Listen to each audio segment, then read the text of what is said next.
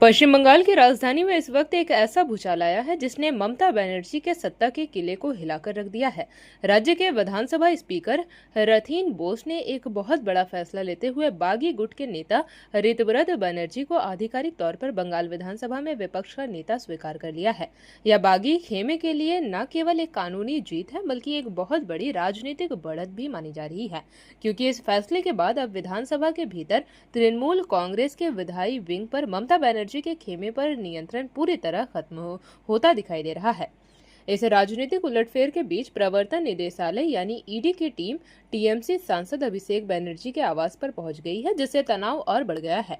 असल में विधानसभा चुनाव में मिली हार के बाद से ही पार्टी के भीतर जो असंतोष सुलग रहा था वह अब खुलकर सामने आने लगा है। पार्टी से निकाले गए नेता ऋतव्रत बनर्जी की अगुवाई में कुल 58 बागी विधायकों ने स्पीकर को अपना समर्थन पत्र सौंपा है। यहाँ गौर करने वाली बात यह है कि दलबल कानून से बचने के लिए कम से कम 54 विधायकों के साथ की जरूरत थी, लेकिन बागी खेमे में 58 विधायकों का समर्थन हासिल कर सभी को हैरान कर दिया है।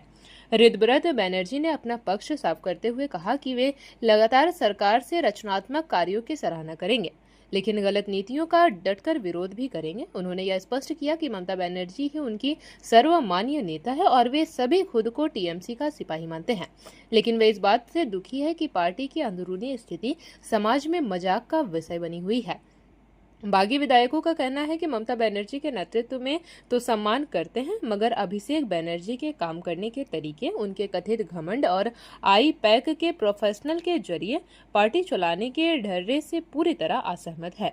पार्टी के भीतर यह दरार तब और साफ हो गई जब सोमवार रात कोलकाता के विधायक हॉस्टल में कई विधायकों की गुप्त बैठक हुई। इसका सबसे बड़ा असर मंगलवार को देखने को मिला, जब ममता बनर्जी के धरने से पार्टी में अधिकांश विधायकों और सांसदों ने दूरी बना ली।